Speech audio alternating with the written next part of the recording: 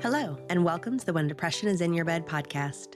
Ketamine-Assisted Psychotherapy, or KAP, has been coming up more and more in conversations about healing and mental health. For some, it sparks curiosity. For others, hesitation, questions, or even concern. No matter where you stand, if you've ever wondered what it was actually like, this episode is for you.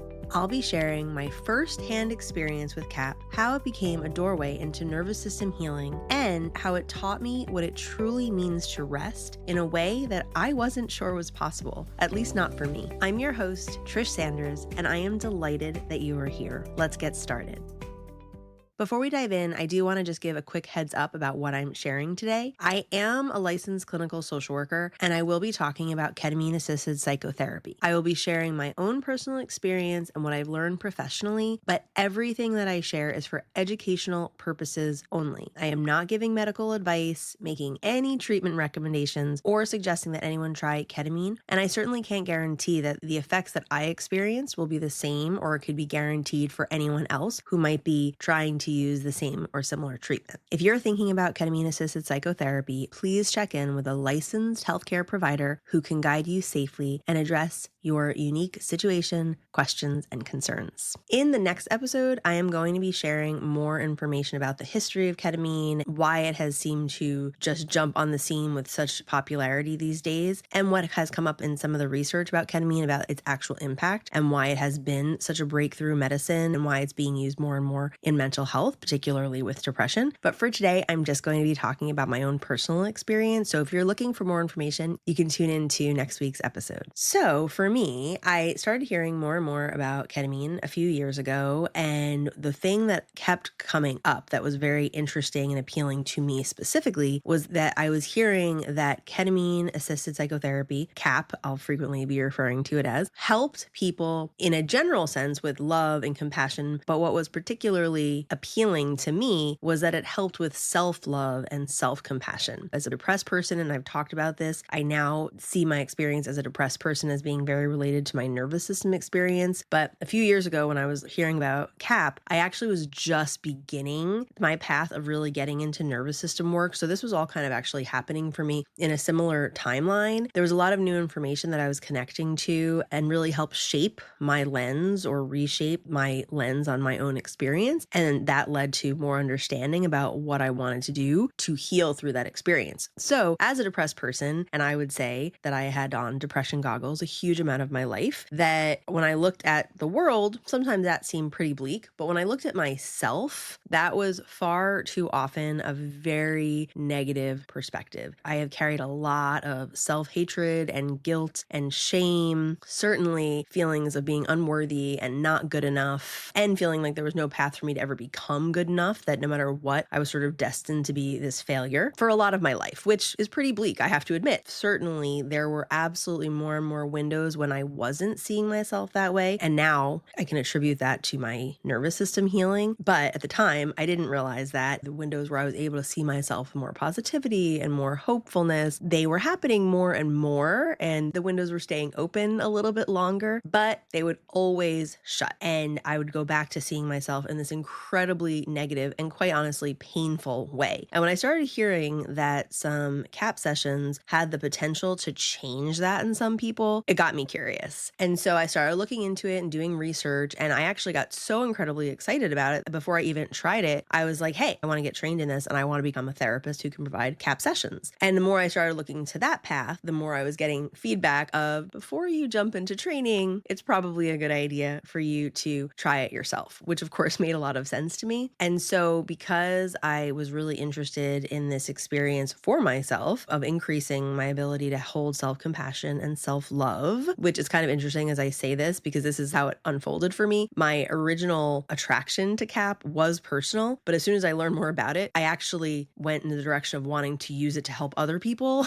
and kind of almost forgot that it was me that I originally wanted to start helping. But luckily I was re-guided, and coming back to myself and being able to do my own healing was actually the first steps that I took. And I just want to say here very briefly, and I will talk about this more in the next episode, ketamine is often grouped together under the umbrella of medicines known as psychedelics. However, ketamine is not actually a psychedelic. And again, I'll talk more about that next time. But what I want to say just for myself, my own personal journey, without going into too much detail, is that as a teenager, I did have some experience with psychedelics in a way that I would call recreational. And I'll talk about my experience and how I have come to define the difference between recreational use of substances or medicine and therapeutic use of the medicine. But again, I will talk about that either later today or perhaps more in the next episode. But I had not had any experience with anything under the umbrella of psychedelics in decades. And so as I was considering ketamine, there was perhaps less trepidation or fear than maybe someone who has never had any experience with anything under the umbrella of psychedelics. But I was still pretty anxious because I didn't know what it was going to be like and I didn't know what it was going to feel like. And when I grew up in the 90s, what I had heard about ketamine was that it was a horse tranquilizer and there was talk about K-holes, which sounded more scary than relaxing or fun,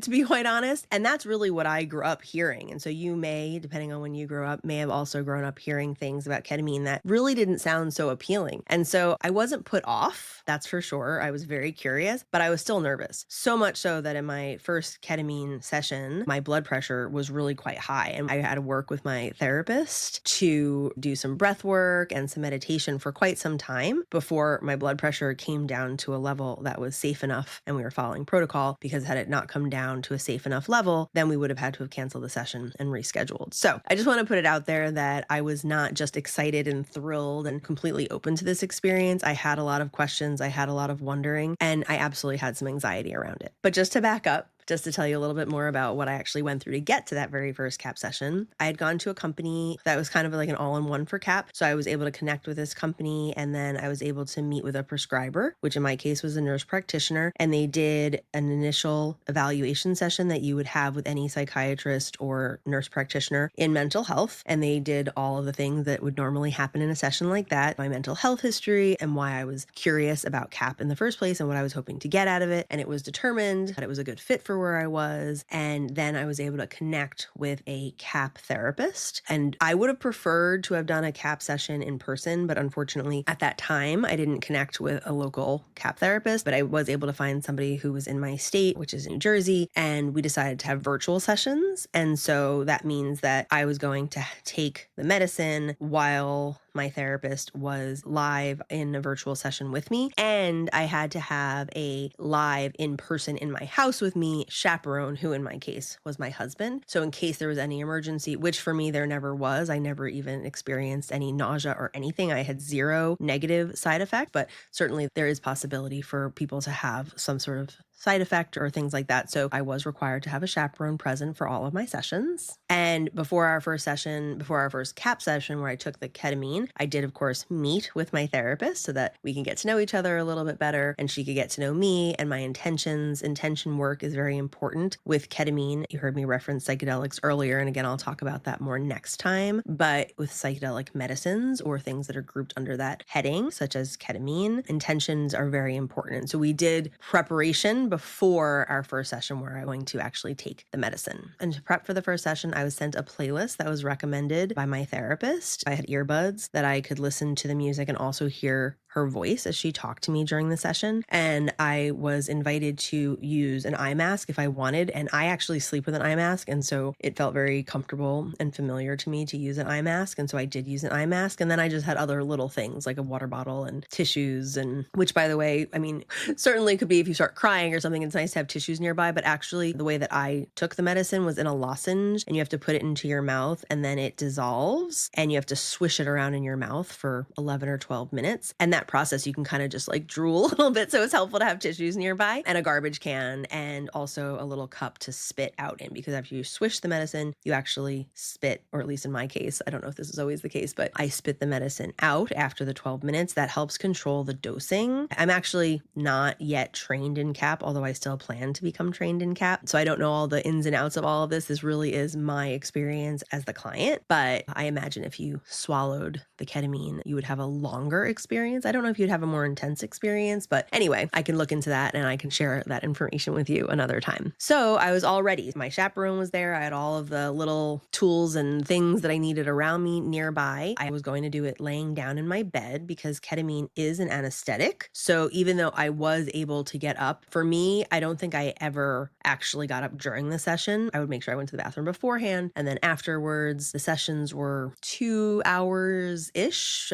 maybe a little bit longer, some of the sessions. But then my husband would help me if I felt a little unsteady on my feet to be able to go to the bathroom. But certainly I could have gone to the bathroom if I needed during the session, but I would have probably needed a helping hand, even if it was just for safety. Not that I didn't need to be carried to the bathroom, but I certainly was a little wobbly on my feet. And as I already shared, the very first thing that we had to do after kind of touching base was take my blood pressure, and it was really high the first day. And so we took some time to be able to calm my nervous system down. My blood pressure did come down, so that was great. And of course, just as like a little side note, in the initial session with the nurse practitioner, the prescriber of the medication, we did go over like my health history and all of that kind of thing, which would be considered as well for your appropriateness if ketamine was a good fit for you. Oh, and I will also say that for me, the prescriber sent a prescription and the lozenges were mailed to me and I had to sign for them. And so that's how I actually got them. So I saw the prescriber virtually, she sent in the prescription, it got mailed to me, and then I had the medicine in my hand. And from what I understand, I do believe that if you're working with a KAP therapist who is not a prescriber, who is not a medical professional, you're always self-administering the ketamine. If you're going to a hospital or a clinic, there's IV and there's other options that could be different. But if you're working with a therapist, my understanding is you would be self-administering. And again, in my case, I certainly was. And of course I was home,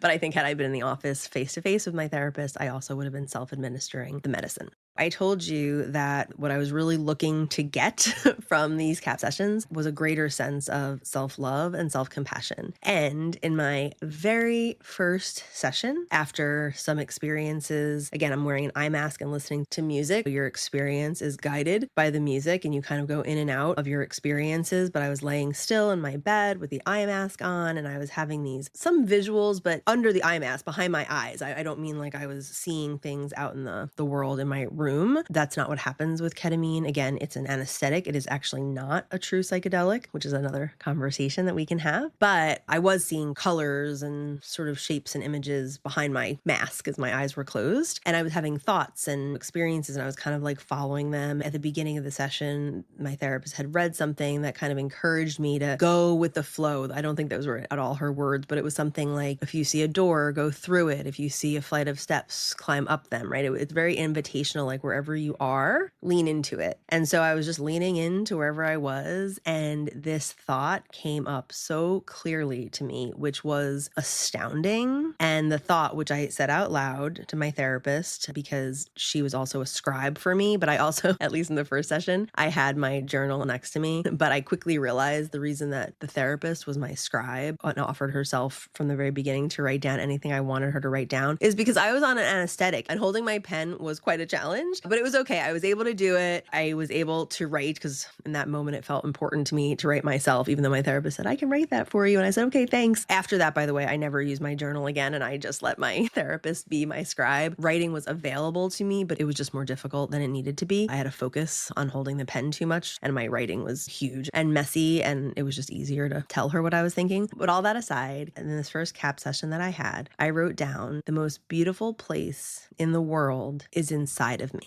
And please note, I have been a very depressed person for most of my life. I would not describe before this moment many places inside of me as being beautiful. Dark, painful, empty. Yes, definitely. Strongly identified with those words for my entire life. But to have this thought emerge that I felt deeply connected to, it didn't seem crazy in the moment. It actually seemed the opposite. It seemed so incredibly true that the most beautiful place in the world was inside of me. I mean, for me, it was a revelation. And after the experience, I was like, pretty sure that worked. Like, I think I got what I was looking for. It was pretty amazing. And again, the actual experience, just like mechanically, was me laying in a bed, listening to the music. My therapist would respond to me if I talked to her, but a lot of the time I was quiet and sort of just having my own internal experience. And again, seeing whatever I was seeing behind my closed eyes with the mask on. I could sit up and take the mask off, and sometimes I did, and sometimes I conversed a little bit more with my therapist, and of course then she was available to me. me, but sometimes I would just say a word or a phrase or whatever was coming to mind, and she would write that down so that I was able to have like kind of a little transcript of my experience, which I think also was really helpful because for me, holding on to things, like fear of losing things, like abandonment kind of fear, I think is present. I want to hold on to things. I don't want to run out of stuff. I want to make sure I have enough. That's like a thing for me. And being able to let go in this way and know and trust, and I did in fact trust my therapist. I felt connected to her, to trust that she was going to be there for me. And that was also just a side note, a huge part of my experience with KAP was this process of trusting my therapist from one session to the next, that she was going to be there. She would let me know if we had more time or if we didn't have time. I didn't have to worry about managing. I trusted her. I don't want to take up too much time. I don't want to be a bother. So I had a lot of trust in that she was like, no, we have plenty of time. If there was some sort of a limit on our time, you would know, but the session's going to end with plenty of time. This is your space. This is your time, which was really healing for me. And it took several sessions for me to be like, is it okay?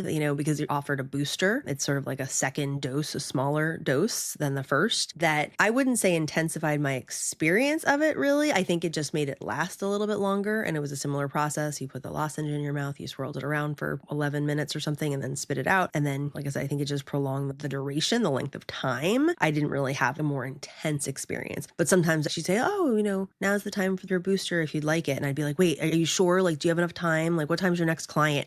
I was very worried about taking up too much of her time. And over many sessions that I really worked with that a lot, and my ability to trust her in many ways, certainly around time, but that she was there for me. I felt really supported and tended to and cared for. And I think it was the first session maybe, and it seems so silly, but I was like, I realized I forgot my lip balm on my dresser, which was, 10 feet away from where I was laying. And I could have gotten up for it, but they had told me, don't get up on your own. You should ask for help if you feel like you need to move for any reason. So I said to my therapist, like, oh, could you ask Ben to bring me my chapstick? He was downstairs working online and he had to come upstairs and get my chapstick that was far closer to me than it was to him. But we worked on yeah, no, it's okay. You can ask for help and we're going to be here for you. My therapist was there for me. Ben was there for me. And I am literally talking about him getting my lip balm. But I have to tell you that this little tiny thing felt so profound to me because I'm not really used to asking for help, quite honestly. I'm a do-it-myselfer, largely because I don't expect people to be there for me. I don't expect that people want to help me or can help me. That's old stories for me. And so I'm self-reliant, not necessarily because I want to be. Some people hold the story of well, I have to do it myself because others won't do it right. And I definitely have some of that. I can't lie. I do have a flavor of if I want it done right, I have to do it myself. That's definitely true. But really much more for me, it's I just don't expect anyone to be there for me. No one cares enough. I'm not lovable enough. I'm not deserving enough of having somebody support me. So to ask out loud to my therapist, who then communicated to my husband, and then all of a sudden magically,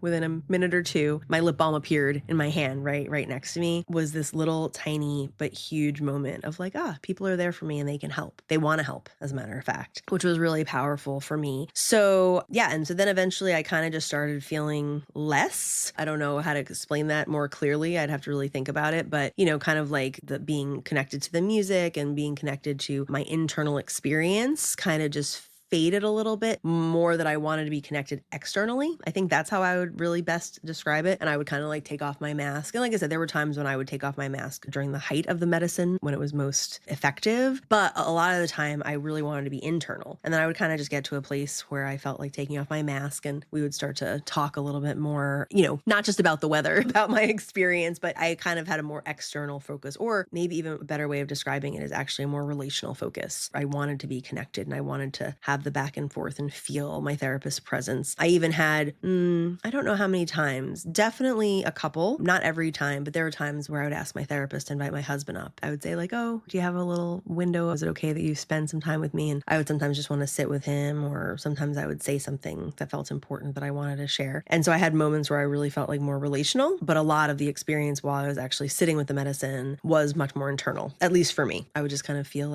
more present in the world and less less focused internally. And then I would kind of just know the session was coming to a close and take my blood pressure again to make sure that it was in the normal parameters. And I would get the little medical thing in case of whatever, feeling dizzy or anything happening over the next few days, to reach out to my therapist or go to an ER or something like that. But like I said, I never had any negative experience at all, no negative side effects at all with the ketamine. And again, that's certainly possible, just that was my experience. And then the other thing that we would just make sure we touch on, it was already scheduled, but we also had scheduled what was called an integration session within a few days. So I didn't schedule it while I was actually in my ketamine session. I scheduled it previously, but we would just say like, oh, we'll talk to each other Friday or something like that. So we already had a session for integration set up afterwards. And integration basically just means a session where you talk, in my case, my therapist, who is trained in integration and ketamine work, and we would take what happened as part of my experience when I was with the medicine, the thoughts, the feelings, the experiences, the perspective, and we would work on integrating that into my regular life. And I mentioned earlier how I have come to see the difference of what recreational and therapeutic substance use looks like, is that recreational use can be actually amazing and you can have profound experiences. I don't think that it's a less than experience in any way, but what I think is different, as I have come to see it from recreational therapeutic, is that recreationally, you don't have a trained professional or healing person. Like I had my therapist with me for the whole duration of my experience with the medicine. And recreationally, you do not have integration follow-up. So you might have a profoundly amazing experience working with, and again, I'm talking about perhaps all the medicines that are under the umbrella of psychedelics, even though ketamine is not actually a psychedelic, it is often grouped with psychedelics because of how they impact the nervous system and the brain, even though the actual processes are different and the experiences certainly can be very different. But recreationally, you don't have a trained professional sitting with you while you're with the medicine, and you don't have integration follow-up to help you bring it into your real life, into your regular day-to-day life. And so for me, that's the difference between recreational and therapeutic use of these medicines. And I think that that makes all the difference. It certainly did for me, because I was able to talk about the themes that came up and not so much put a plan in action. Sometimes it was that. Sometimes it was like a specific thing, but it was really like looking at how to hold on to and keep these themes, and really my lived experience of being with the medicine, where the most beautiful place in the world was inside of me. How do I take that and continue to hold that in my life? And this for me was really the magic of KAP work, because I was able to actually carry this new experience with me, because it wasn't that I thought, oh yeah, the most beautiful place in the world is inside of me. Okay, that's true now. It was that I felt that. I had a felt sense in my body that this was true. And all of a sudden, this new perspective opened up for me of what was possible for me. I've been talking about rest quite a bit in my recent episodes. I also had an experience, and I think this was in my second KAP session, but where I literally had this experience where I took a deep breath, and the thought that came with it was, I can breathe here. This is a place where I don't have to hold my breath. I don't have to push hard and be out of breath. This is a place where I can settle in and take an expansive, full breath. And that became a theme of my integration as well. That was an important theme of I can breathe here. And how do I bring that experience into my everyday life? How can I create more space for me to breathe when I often felt very constricted, very out of breath, very pushed, very shallow in breath? And it became this lived experience. Like it wasn't a thought that I was like, oh yeah, that sounds like a good idea. My body actually knew, oh yeah, inside of you is beautiful. I feel it. I've seen it. It's there. It wasn't a concept. It wasn't an idea. It wasn't even just a thought in my head. It was like a true lived experience that I had felt in my bones, as well as the I can breathe here idea, that this is a space that's safe for me to breathe. I will also say I've done 9 KAP sessions over just about a year, so I wasn't doing them super frequently, and I haven't had a KAP session in probably almost a year now. Maybe, I don't remember the exact date of my last session, and I probably will have another KAP session in the future, but I don't at this moment feel the need to have another KAP session. I had them as it made sense and as it felt like, oh yeah, I'm feeling like it's a good time for a KAP session to be scheduled. And there is a protocol of like how frequently or infrequently, I can't remember exactly what those details were. Maybe it was 4 to 6 weeks or something. I don't exactly recall. For what I was using it for, there's all different protocols for all different modalities of how you can have KAP sessions that I won't go into right now, but that was just how it worked for me. But there was a sustainability of really being able to carry with me these new experiences that that shaped and transformed, and I would absolutely say healed my nervous system. And I think also my brain, my neuroplasticity. I think my brain did a lot of growing with this work. And again, I'll talk more about sort of the research on that next time, but my perspective shift and I felt healed. And I will say that when I am regularly meditating, and for me, regularly meditating means 20 minutes a day. And maybe after, I don't know exactly, I've never like tracked it, but maybe 3 or 4 months, I would say, if I am meditating every single day, I have had similar experiences. That is definitely when my window of self-love and self-compassion has been open